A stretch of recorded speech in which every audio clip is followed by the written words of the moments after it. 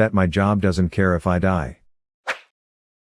What has the COVID-19 virus made you realize? That I was working too hard.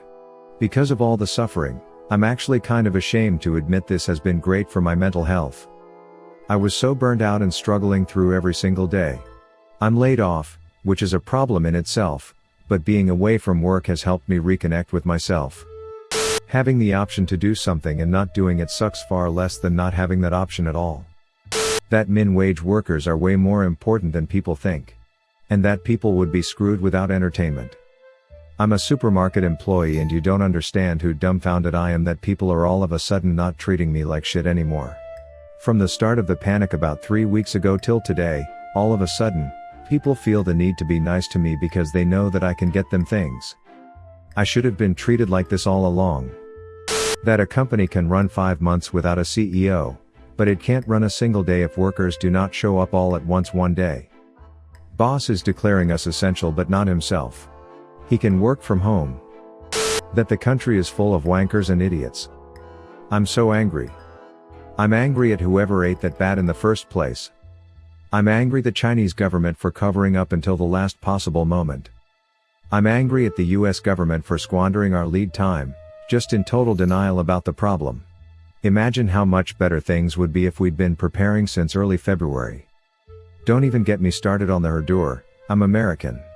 Can't tell me what to do. Crowd that's so wrapped up in their dipshit narcissism that they can't cancel their precious plans. And the cowardice of people who pretend everything is fine because they don't want to rock the boat.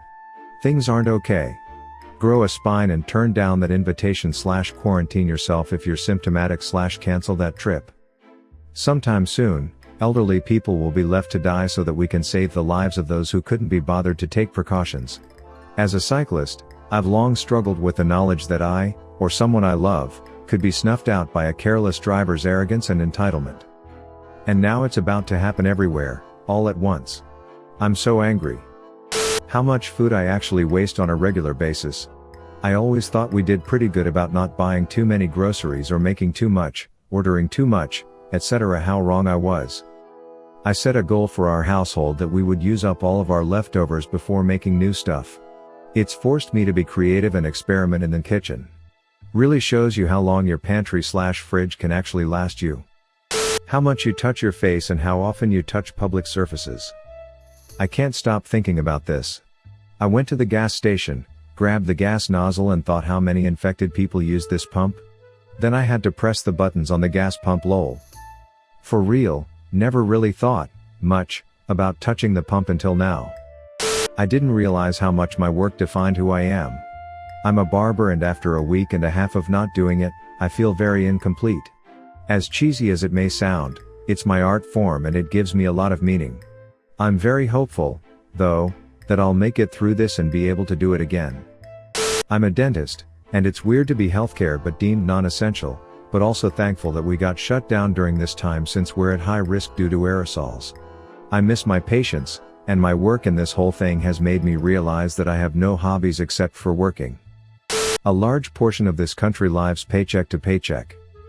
I've always seen the stats but never fully realized the effect of that until now. I'm in the US. I miss hanging out with my brother and sister. We're all in our late 20s-ish, I'm the oldest at 30, and the three of us have hung out all day every day for 8 days now. I love it. Our system isn't prepared for a big outbreak of some kind of sickness. Yesterday, I found this article by the National Institutes of Health from 2014. In a severe influenza pandemic, hospitals will likely experience serious and widespread shortages of patient pulmonary ventilators and of staff qualified to operate them. Deciding who will receive access to mechanical ventilation will often determine who lives and who dies. There's also a TED Talk by Bill Gates after the Ebola outbreak and he talked about how we are not prepared in the slightest bit for the next pandemic. I think that video was in 2012 or 2014 but man was he right. Just how privileged I am. Don't get me wrong, I have plenty that keeps me up at night. But compared to the trouble a lot of people are in, my worries are nothing. This country is full of people having to choose between risking their family's health versus risking eviction. Folks with parents in nursing homes who they can't visit. People with chronic health conditions who are terrified of a flare-up while the hospitals are full. Hospital workers who are living in their garages because there are PPE shortages at work and they're afraid of infecting their families.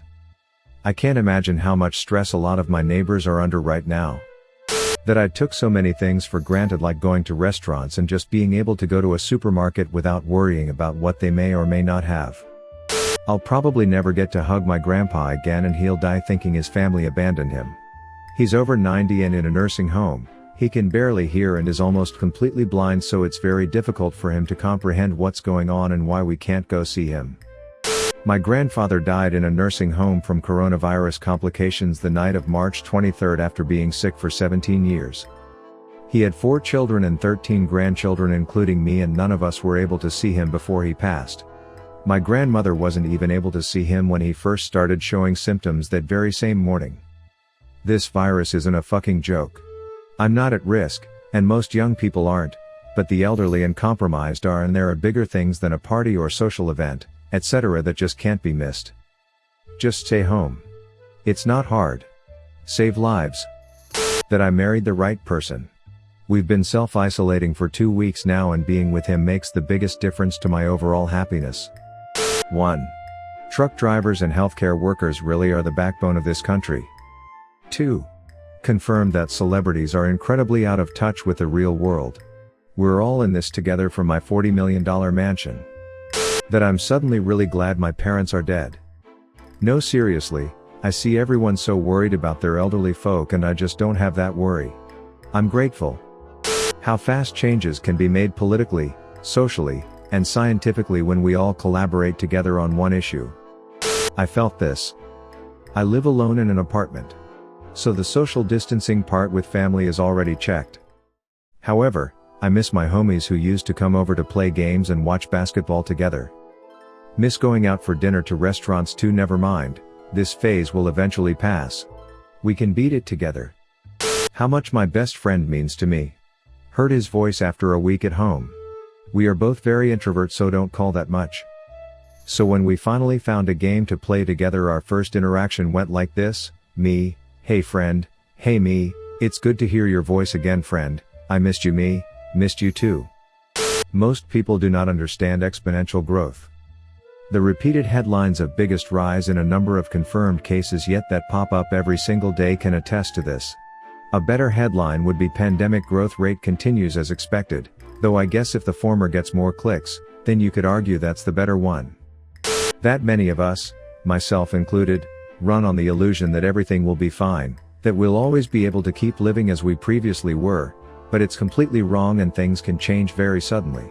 We don't expect huge things to disturb our lives, but there's plenty of things that are capable of doing so.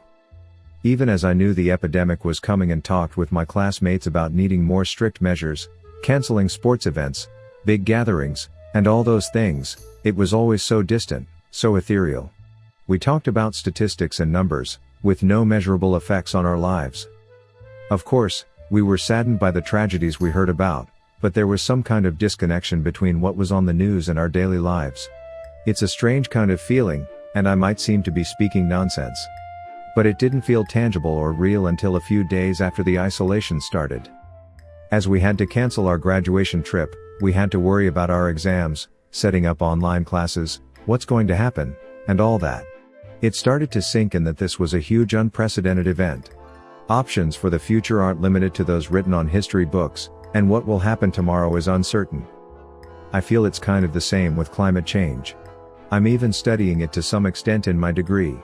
I know it will cause scarcity, conflicts, increased natural disasters, and many other things. But I don't think we'll be fully aware of what those mean regarding our own lives until they're at our doorstep, just as it happened this time. Maybe I had a view that was too sheltered. I might have been naive. I mean, I knew things weren't going to work out on their own, and I was calling for preventative action days before my government did anything. I knew what would happen, but not the real meaning of it. I won't fundamentally change how I live, I won't be in constant fear or something like that just because an asteroid could send it all to hell. But it does help shatter the screen that made the events happening in the news feel a bit otherworldly sometimes, as if what happened there didn't have the potential to make our little bubbles crumble. Australian here.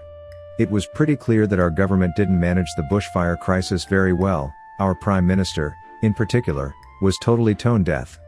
When this COVID-19 started spreading, I was willing to give the government the benefit of the doubt. Maybe they learned from the bushfire clusterfuck. But no. Every day it is becoming more and more obvious that they are completely terrible at managing a crisis of this magnitude, and it will cost a lot of lives. I have also learned that a lot of Australians is selfish and or stupid. For fuck's sake, stop acting like a bunch of hungry cockatoos and pull your bloody heads in. The working class has the most power they've ever had right now. Edit, speaking from the US, although I'm sure it's true elsewhere. And the downside, likely nothing will come about because of it. 2 things. 1. Minimum wage workers are the backbone of our society. 2. Americans act so irrationally during a crisis, it's a miracle that they haven't gone extinct yet. All those things I never have time to do? I was lying to myself. I lack the mental energy to do more than the bare minimum society requires of me. My boss couldn't give less of a fuck about his employees' health and safety, nor does he trust any of us. 1. We are not an essential business by any means. 2. We could easily work from home. 3. He can afford to give us paid sick leave, but does not. Where I work is one of the most highly infected areas in my state. We were ordered to shut down by the governor, yet we remain open. There was an employee who came into work every day for over a week that was sick with the flu. There are at least 2 employees with compromised immune systems, that I know of. A week later, one of those 2 began exhibiting flu-like symptoms. Having a compromised immune system, he went to his doctor right away. He was told to self-quarantine. He is now out of work for an indefinite amount of time with no pay. This man already lives paycheck to paycheck due to his medical expenses. After he was quarantined, we were given 1 pack of Clorox wipes and 1 personal-sized bottle of hand sanitizers for the entire office to share. My boss always seemed like a genuinely kind, caring, and understanding man. Now that his money is on the line, his true colors are starting to show. I am stuck in a place between feeling grateful that I still have a job but disrespected and unappreciated because we can work from home but are not trusted. We are risking our health and safety as well as that of our families so he won't lose a couple of dollars. I will definitely be seeking a new place of employment once things settle down. How selfish people are. I have lupus, and because of the high demand for Plaquenil hydroxychloroquine by people who are misinformed, I and other people with lupus can no longer receive the dosage we were put on by our doctors. I will soon run out and be in a severe amount of pain from joint swelling and rashes, and it will now affect my online classes because I have extreme fatigue and pass out sometimes. It just makes me sad and scared to go back to being in pain. Loss of structure in school/work leads to downward spirals and depression. Professors are struggling to provide adequate information and have more difficult tests since they are take-home, which leads to a huge disconnect for the students. My university has not provided structure/guidelines for the professors to abide by, so it's all over the place, and in particular, all of them are not doing video conferencing. Spiraling into thoughts of possibly not graduating this semester because of this.